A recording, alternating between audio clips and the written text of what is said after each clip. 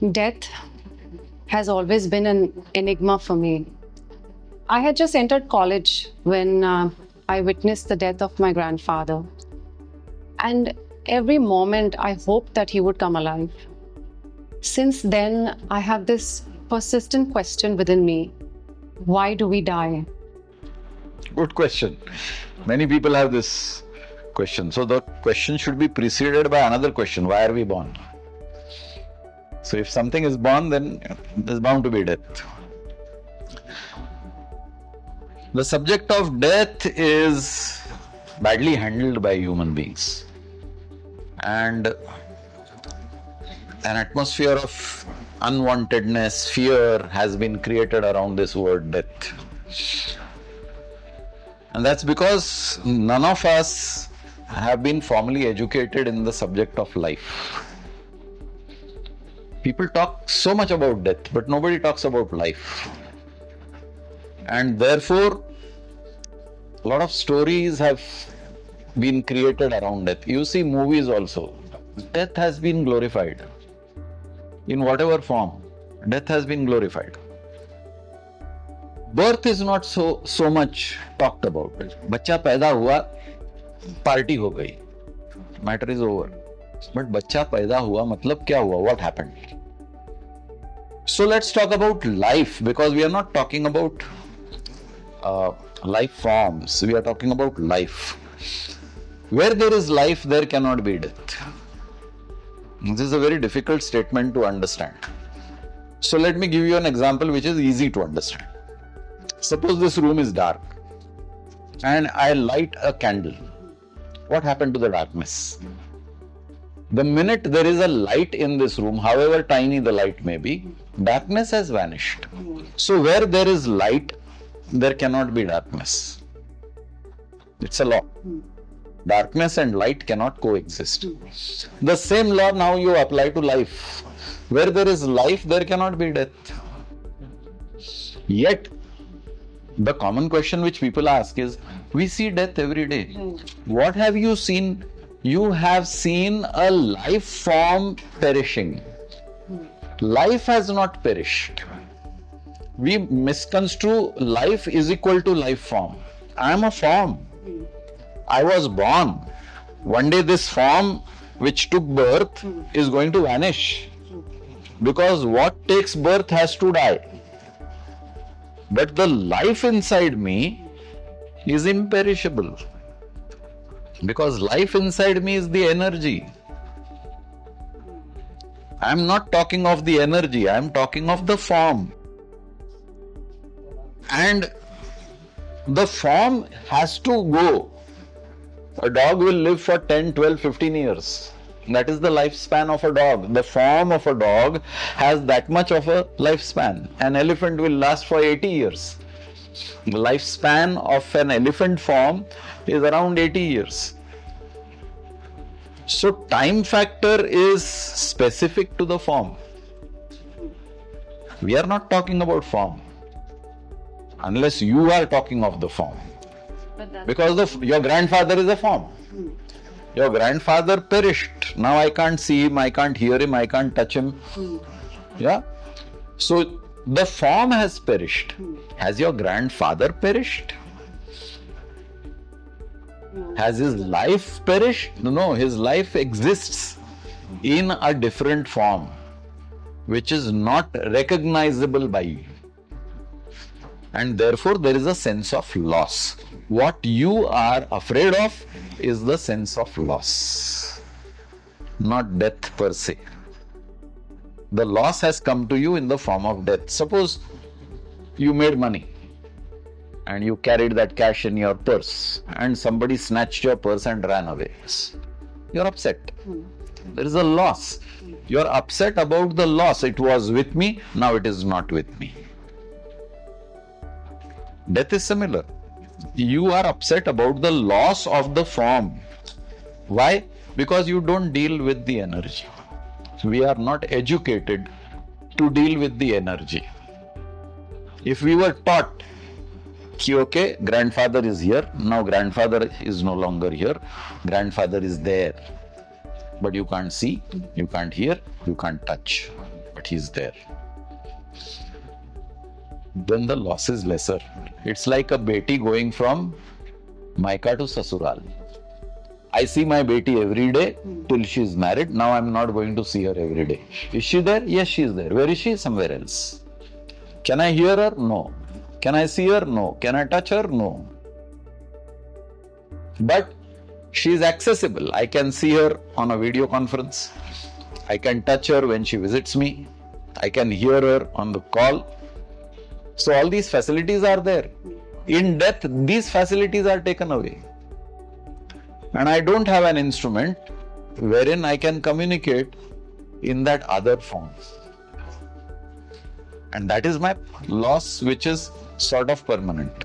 So, why do we fear death? Fear is again instilled by the society. बेटे सो जा नहीं तो गब्बर सिंह आ जाएगा. किसने सिखाया? Society ने सिखाया. If you are not taught threats from childhood, where is the question of fear? Did the child know Gabbar Singh when the child was born? No. Did the child know Gabbar Singh when he was 1 year old? No. It's only when the analytical brain started functioning that the negativities and the positivities of life started coming into a child's brain. So now you are using the negative phenomena to threaten a child. You have planted fear. So fear is our creation in every human being. ये कर नहीं तो वो हो जाएगा, वो कर नहीं तो ऐसा हो जाएगा. Who created it? Society created it. Why? Again, for ulterior motives. Even as a mother or a father, you have ulterior motives. बेटे सो जा, because if you don't sleep, I can't sleep. So there is an ulterior motive. बेटे सो जा नहीं तो गब्बर सिंह आ जाएगा. So we are using all these examples selfishly. But when you see somebody or you see a dead body, you still feel that fear. True. So how do you overcome it? I mean, okay. What is the fear? Address the fear. Okay, you saw a dead body. What are you afraid of? Probably I will also not be living one day. Okay. Fine. So why are you afraid? If you are not living, there is no identity. So what are you afraid of? Or probably I'm so... Answer the question, what are you afraid of? Okay, you saw a dead body or you have a thought that I will die one day. What are you afraid of? Of death. Why are you afraid? So I'll be leaving this mortal form. Okay. Yeah. So what's the big deal? Everybody leaves. The one who comes has to go. So what's the big deal in that? Where is the fear factor in this? Look at it this way. When you are living in this form, along with the good, there are a lot of traumas and troubles and issues to address. Once you are dead, all those issues vanish. Right. So why are you afraid? All issues are gone. किसी से झगड़ा है, झगड़ा खत्म. पैसे की कमी है, खत्म. End of story. End of story. So ये fear कहाँ से आता है? We are not addressing the genesis of fear. Why am I afraid of something that's bound to happen? So why there are these... Is there something called as a timely death and an untimely death? A dog died at the age of 3 or 4. गाड़ी के नीचे आया. आपका pet dog है. For you, that death is untimely. Right. But death has been caused because of something. Right. So there is a cause and effect relationship. Right. Probably the dog crossed the road when the dog should not have crossed the road. You let him loose. Probably the fellow who was driving was a rash driver. A number of reasons why that dog died under the car at an untimely age, according to you. Untimely. For you, it is untimely. For the universe, the cause and effect is a perfect relationship. There is a karmic relationship. And the dog's death was preordained, destined because of the QR code, which in our language we say karma. A QR code is specific. You scan a QR code, you will get a specific background. So the dog had a specific background which invited that untimely, in your language, death. But in the universal pattern, in the QR code, that was the time of death, just as there is a time of birth. So birth and deaths are occurrences. Go to the seashore, you will see waves in the sea. Some waves are large, some waves are tiny, ripples. Yeah. The large wave has a duration of rising and collapsing.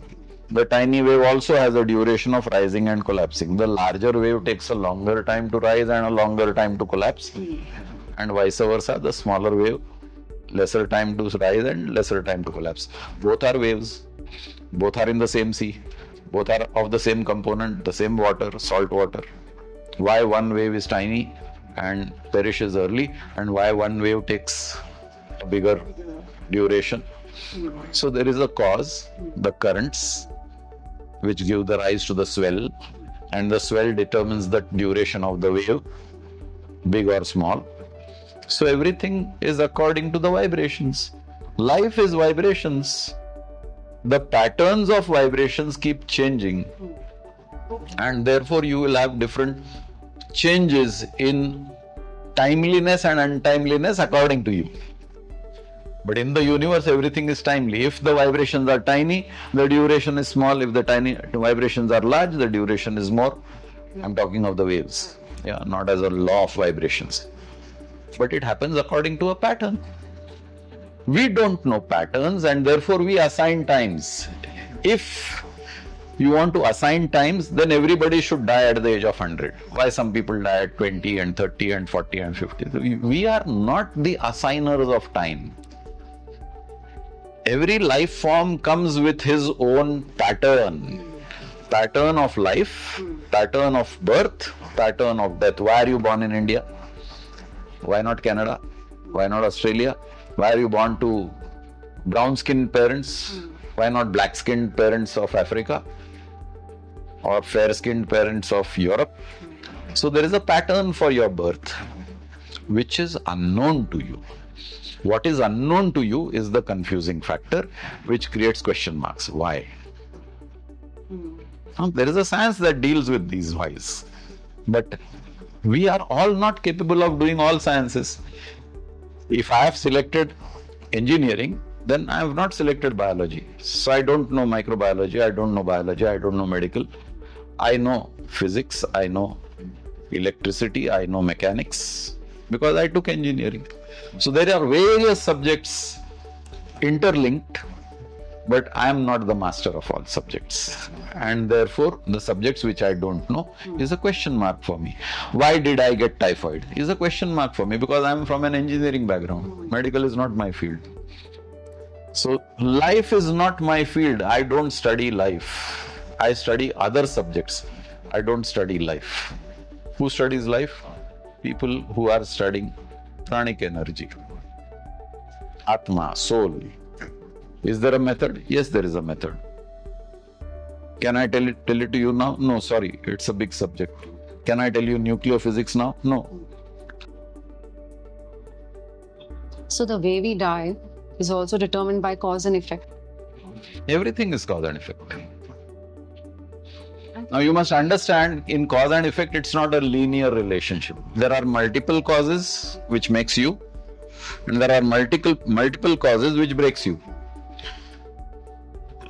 I'll simplify it with an example. So I'm appearing for, let's say, a graduation exam, and I'm dealing with 5 subjects. I need to pass in all 5 subjects to get that degree.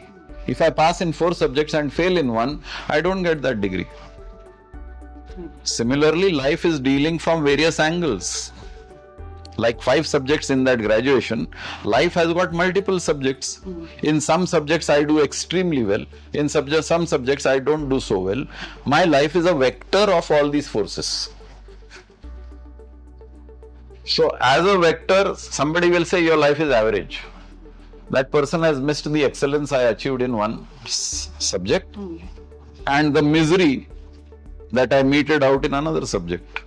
Vectorially, my life became average.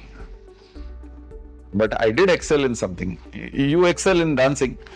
So that's one facet, but dancing is not life. It is one aspect of life. You may not be so good in cooking, I don't know. I'm just giving an example. So maybe there are many people who are unhappy with your cooking. They say, dancing से क्या खाना थोड़ी बनता है, तो dance अच्छा करती है तो क्या बड़ी बात है. So life is always a vector.